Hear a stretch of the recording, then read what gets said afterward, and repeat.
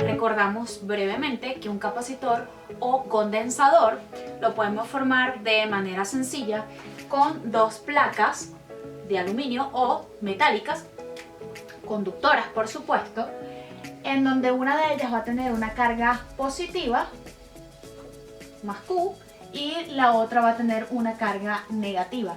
Esas dos armaduras o placas van a estar espaciadas o van a estar separadas por una distancia que llamamos D, que es la que aparece en la ecuación, y finalmente esa capacidad que tiene para almacenar energía va a depender de la superficie, es decir, del área de esa placa. Las dos placas son iguales, que en este caso podría ser una placa rectangular, pero se han visto ejemplos donde hay placas circulares, hay armaduras de otro tipo. Una ecuación no es más que una traducción al lenguaje matemático de lo que ocurre físicamente.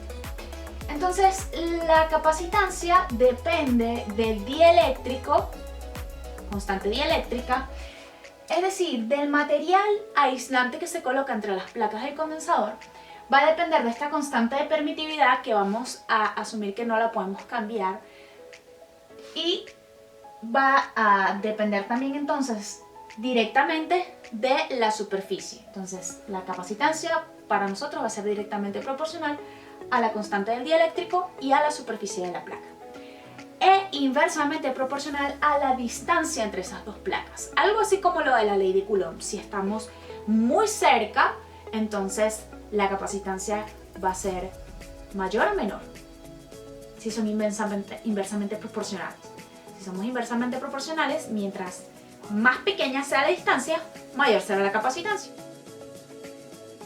Para este caso voy a utilizar otro método, aunque es muy similar a lo que hemos aplicado anteriormente, que también podrías aplicarlo a esos ejercicios que ya realizamos.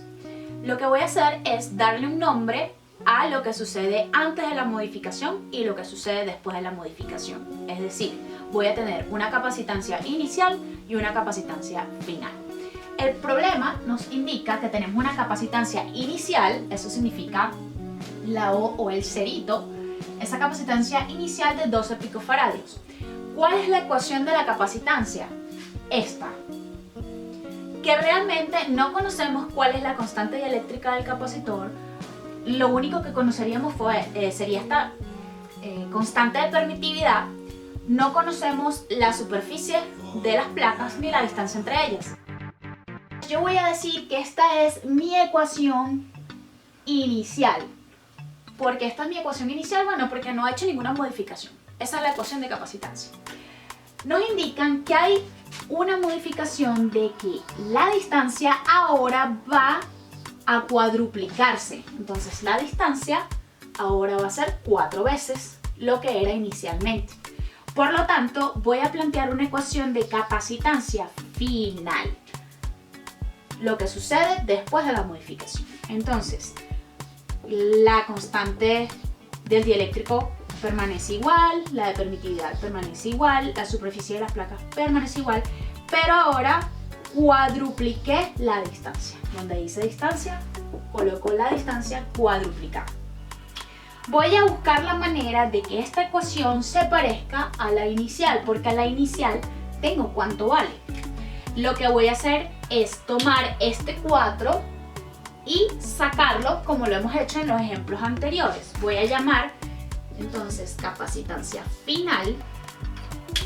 Para sacar este 4 de denominador debo colocar un 1 arriba en el numerador. Entonces tengo un cuarto, ya extraje el 4 y me queda constante del dieléctrico, constante de permitividad, y ahora esa D queda sola porque extraje el 4. Puedo notar que todo esto, todo ese término, ¿quién es? Pues la expresión de la capacitancia inicial. Luego tendría finalmente que la capacitancia final va a ser un cuarto de la capacitancia inicial, porque todo esto es la capacitancia inicial. Y la capacitancia inicial vale 12 picofaradios. Sustituyo y tengo un cuarto por 12 picofaradios. Un cuarto por 12 sería 12 entre 4 si hago la operación de fracciones que siempre hemos realizado. 12 entre 4 sería 3 picofaradios. Tendríamos que la capacitancia después de la modificación, es decir, la capacitancia final, son 3 picofaradios. Entonces, la opción correcta sería la opción C. ¿Sería esto coherente con el análisis a partir de la ecuación viendo la proporcionalidad? Es decir, si es inversamente o directamente. Veamos, si aumento la distancia porque la estoy cuadruplicando, ¿qué debería suceder con la capacitancia? Pues debería disminuir. Y eso es lo que está sucediendo. Fíjense, pasamos de una capacitancia inicial de 12 picofaradios a una capacitancia final de 3 picofaradios.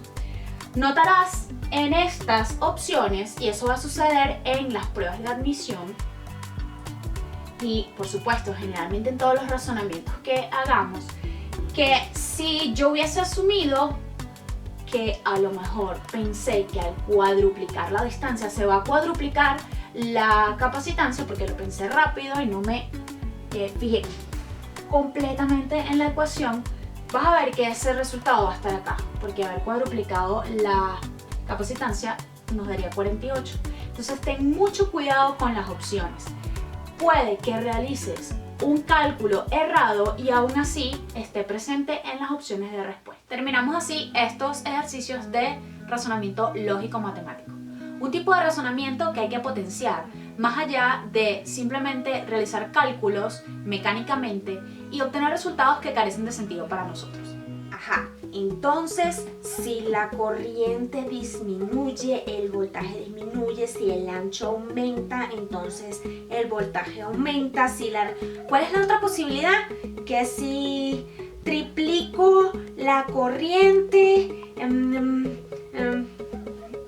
Los conozco, sé que se van a poner a hacer una lista de todas las posibilidades para memorizarlas.